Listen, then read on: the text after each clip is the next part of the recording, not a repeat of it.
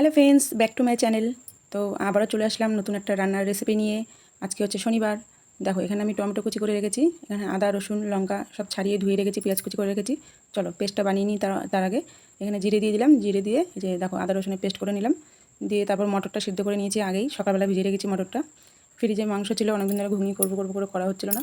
আর দেখো এখানে মশলাটা কষিয়ে নিচ্ছি, পেঁয়াজটা লাল লাল করে ভেজে নিলাম জিরে সম্বাদ দিয়ে, টমেটোটা দিয়ে তারপর মাংসটা দিয়ে একটু ভালো করে কষিয়ে নেব। আর করবো সাথে রুটি। আর মাংসর আমরা যখন ঘুগনি রান্না করি মাংসের কিমা দিয়ে করি, নিরামিষ ঘুগনিটা কেউই খেতে চায় না, কেউ ভালো খায় না আর কি। তারপর একটু ধনিয়ার গুঁড়ো দিয়ে দিলাম, দিয়ে লঙ্কার গুঁড়ো দিয়ে দিলাম। আমরা আবার একটু ঝালটা বেশি খাই, তার সাথে কালার না হলেও হয় না। তো দেখো মশলাটা কষিয়ে নিচ্ছি ভালো করে।